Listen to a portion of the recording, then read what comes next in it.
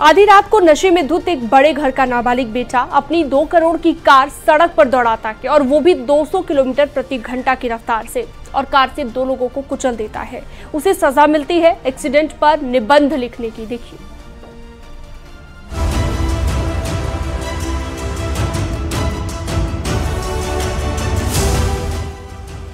2 करोड़ की car,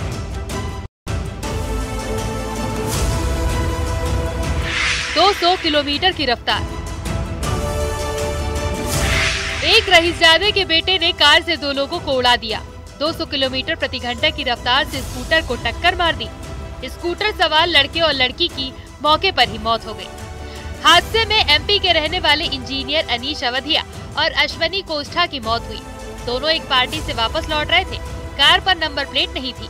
car सवार नशे में थे। टक्कर के कारण कार के एयरबैग खुल गए थे। पुणे के पॉश कार हादसे में कोर्ट ने आरोपी नाबालिग को घटना के 15 घंटे के अंदर ही जमानत दे दी।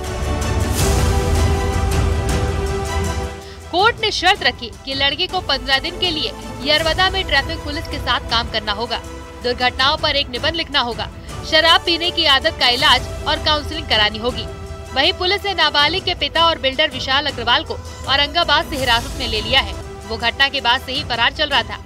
17 साल का नाबालिग अपने दोस्तों के साथ 12वीं पास करने की खुशी में पब से पार्टी करके वापस आ रहा था। रात करीब 2:15 पर कार ने बाइक सवारों को टक्कर मारी थी।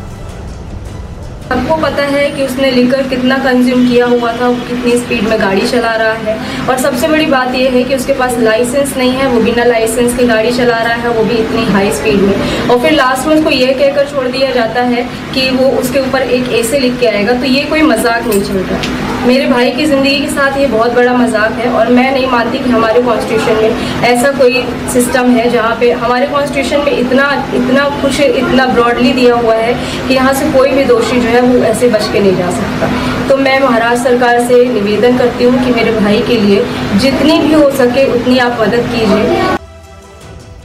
प्रत्यक्षदर्शियों के मुताबिक हादसा बेहद खौफनाक था।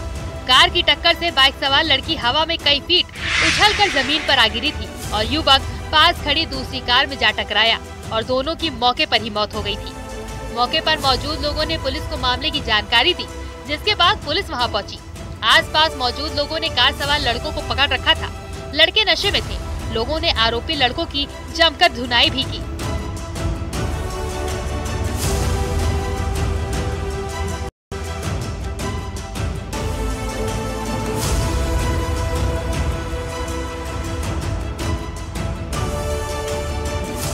पुणे पुलिस का कहना है कि वो आरोपी लड़की की जमानत के फैसले के खिलाफ सेशन कोर्ट जाएगी।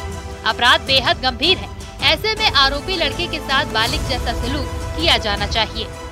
कल की जो घटना एक्सीडेंट की थी, अत्यंत सीरियस, अत्यंत गंभीर, अत्यंत दुर्दैवी घटना थी। पुलिस ने इसको बहुत ही सीरियसली लिया है। इमीडिएटली इस प्रकरण में एसीपी दर्जा के अधिकारी को इन्वेस्टिगेशन दी गई थी।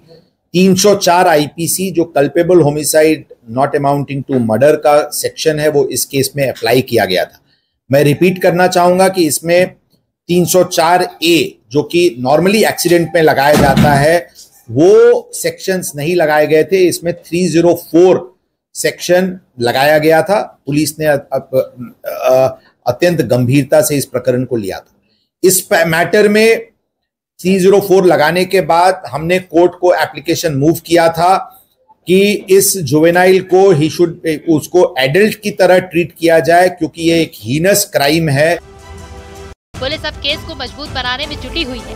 नाबालिग लड़कों को शराब परोसने वाले पब मालिक के खिलाफ भी केस दर्ज किया गया है। लेकिन सवाल ये है कि क्या जान की कीमत इतनी सस्ती है कि कोई रईसजादा शराब के नशे में किसी को मौत के घाट उतार दे और चंद घंटों में छूट जाए?